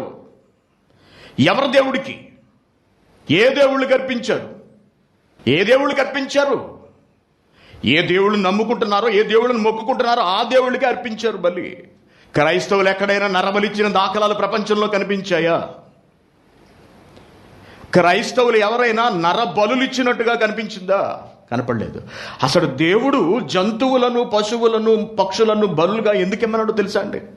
మనిషిని చంపడం ఇష్టం లేక, మనిషి చేసిన తప్పుకి మనిషినే వధించాలి, కానీ ఆ నేరాన్ని వాడి మీద ఉండకుండా చేయు నిమిత్తం దేవుడు ఏం చేసింటే నీ తరపున మరొకరి రక్తం, అనగా మరొక జీవి రక్తం, అది పక్షి కానీ, జంతువు కానీ, కోడె కానీ ఏదైనా నువ్వు అర్పిస్తే నీ తప్పును నేను పరిహరిస్తాను అన్నాడు. ఎందుకు మనుషులు అలా ఇమ్మని చెప్పాడు? అవెందుకు చావాలి మనం తప్పు చేస్తే అనే ఆలోచన మనిషికి రావాలి. పాపం చేసింది నేను, తప్పు చేసింది నేను, అమాయకమైన గొర్రెందుకు చనిపోవాలి, అమాయకమైన పక్షి ఎందుకు చావాలి, ఏ నేరము చేయని ఆవెందుకు, కోడె ఎందుకు వధింపబడాలి? కాబట్టి నేను తప్పు చేయటం వల్ల అవి తమ ప్రాణాలను కోల్పోతున్నాయి, తమ రక్తాన్ని ధారపోస్తున్నాయి, కాబట్టి నేను తప్పు జోలికి వెళ్ళకూడదు, నా కొరకు అన్యాయంగా మరొక జీవి బలి కాకూడదు అని మనిషి ఆలోచించి తన తప్పులను విడిచిపెట్టాలనే దేవుడు బలులను పాప పరిహారార్థముగా నిర్ణయించాడు. అయితే మనిషి దేవుని ఆలోచన అర్థం చేసుకోలేక, పోయేది తన ప్రాణము, కారుతున్నది తన రక్తము కాదు కాబట్టి పాపం చేయడం బలివ్వటం, పాపం చేయడం బలివ్వటం అలవాటు చేసుకున్నాడు ఇశ్రాయేలీయులు. కాబట్టి దేవుని పిల్లరా, ఆ బలుల విషయంలో కూడా, అనగా జంతువుల బలుల విషయంలో కూడా దేవునికి ఆనందము, సంతోషము లేదు. ఏమంటే చూడండి ఒకసారి, యెషయా గ్రంథం 1వ అధ్యాయం 11వ వచనం. యెహోవా సెలవిచ్చిన మాట ఇదే: విస్తారమైన మీ బలులు నాకేలా, విస్తారమైన మీ బలులు నాకెందుకు? దహన బలులకు పొట్టేళ్లను, బాగుగా మేసిన దూడలను బలి అర్పించడం ద్వారా వచ్చే కొవ్వు నాకు వెక్కసమాయను. కోడెల రక్తమందైనను, గొర్రె పిల్లల రక్తమందైనను, మేకపోతుల రక్తమందైనను నాకు ఇష్టము లేదు. నా ఇష్టపూర్వకంగా చెప్పట్లేదు నేను ఆ మాట, మీరు మారతారేమో అని కొంచెం ఆశతో వాటిని బలిలిచ్చి మీరు తప్పించుకోండి నన్ను తప్పించి అవి చచ్చిపోవడం నాకు మాత్రం ఇష్టమని చెప్పండి అని దేవుడు బాధపడుతూ మాట్లాడుతున్నటువంటి మాట. మీ నైవేద్యము వ్యర్థము, 13వ వచనం, అది నాకు అసహ్యము పుట్టించు ధూపార్పణము. 15వ వచనం, మీరు చేతులు చాపునప్పుడు మిమ్మల్ని చూడక నా కళ్ళు మూసుకుంటాను. పైన చూడండి, వాటిని సహింపలేక విసిగి ఉన్నాను అంటున్నాడు. మీ చేతుల రక్తముతో నిండి ఉన్నవి కాబట్టి మీరు బహుగా ప్రార్థన చేసినప్పుడు నేను వినను. మిమ్మల్ని కడుగుకొని శుద్ధి చేసుకోండి, అది నాకు కావలసింది, బలిచ్చేయడం కాదు నాకు కావలసింది అంటున్నాడు దేవుడు. జంతువుల బలిని అంగీకరించని దేవుడు, ఇష్టపడని దేవుడు మనుషులను బలిమ్మని ఎలా అడుగుతాడండి? కింద పెట్టుకుని రంగు, నల్ల రంగు గురువించ కింద ఎగిరి పెడుతుంటుందంట. దాని కింద నల్లగా ఉంది చూసుకోవద్దు. వీళ్ళ కింద పెట్టుకున్నారు నలుపు రంగు. ఇటీవలి కాలంలో ఒరిస్సాలో ఒకడు కరోనా తగ్గుతుందని గుడి పూజారి అక్కడ పనిచేసి ఒకడిని బలిచ్చేసాడండి. దేవుడు చెప్పాడట, నరబలిసి నేను కరోనా ఆప్ చేసేస్తానని. చిన్నారిని బలి తీసుకుంది ఒక మంత్రగత్తె. నరబలి చేసే శక్తులు లభిస్తాయని అత్యాశతో రోజు ఆడించుకుని చిన్నారి ప్రాణాన్ని తీసింది. తమిళనాడులో ఒక మహిళ అతీంద్రియ శక్తులు వస్తాయని అన్నప్పుడు వెలువని చిన్నారిని కబళించింది. తమిళనాడులో జరిగిన నరబలి ఘటన సంచలనం రేపుతోంది. చూసారు కదండి, ఎవరు చేస్తారండి ఇవన్నీ? క్రైస్తవులు చేస్తున్నారా? ఒళ్ళు అవన్నీ వేసుకుని, ఒంటికి ఇదంతా రాసేసుకుని, ముగ్గు వేసి, దానిలో నిమ్మకాయలు పెట్టి, అందులో కుంకుమ ఇవన్నీ పెట్టి ఎవరు క్రైస్తవులు చేస్తున్నారా? చర్చిలో చేస్తున్నారా? నరబలి క్రైస్తవులు ఇస్తున్నారా? క్షుద్రశక్తులు అంటే ఎవరిని పూజించడానికి, ఎవరిని ప్రసన్నం చేసుకోవడానికి ఏ పేరుతో చేసేవి ఇవన్నీ? కళ్ళు కనపట్లేదా? నీ కిందే నల్లగొందలు తెల్లగొందలు నీకు తెలియట్లేదా? క్రైస్తవులు వేలితో చూపిస్తారా? మళ్ళీ దేవుని పిల్లరా, పరిశుద్ధ గ్రంథం అండి, పరిశుద్ధ గ్రంథం. పరిశుద్ధుడైన దేవుడు రాయించిన గ్రంథం. దేవుని మనస్సు పరిశుద్ధము, ఆయన ఆలోచనలు పరిశుద్ధము, ఆయన క్రియలు పరిశుద్ధము. ఆ పరిశుద్ధతను కలిగిన వాళ్ళే క్రైస్తవులు. ఆ పరిశుద్ధ దేవుణ్ణి తప్పుపట్టే ప్రయత్నం చేయకూడదు ఎవరైనా సరే. దేవుని ఉగ్రత వస్తుంది. కాబట్టి నరబలిని దేవుడు అడగలేదు. బైబిల్లో నరబలి లేదు. మనుష్యులు పాత నిబంధనలోని కొత్త నిబంధనలో కానీ, భక్తులు కానీ, నేటి వరకు ఉన్నటువంటి క్రైస్తవులు కానీ ఎవరు దేవునికి నరబలి అర్పించలేదు. కారణం, నరహత్యనే దారుణమైన నేరంగా పరిగణిస్తున్నాడు కదండి దేవుడు. నరహత్య చేయకూడదని చెప్పింది ఎవరండి? బలివ్వటం హత్య కాదేమిటి? బలివ్వటం హత్య కాదా?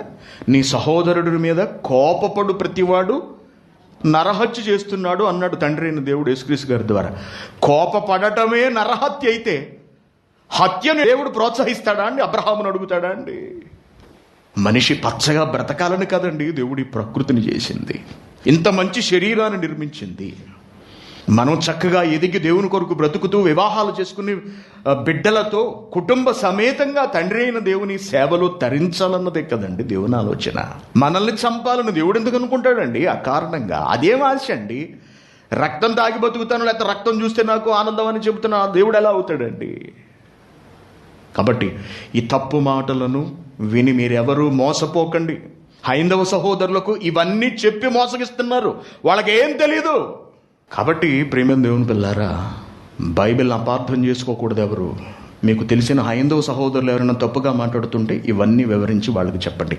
కాబట్టి బైబిల్లో నరబలి లేదు. ఇది పాఠం.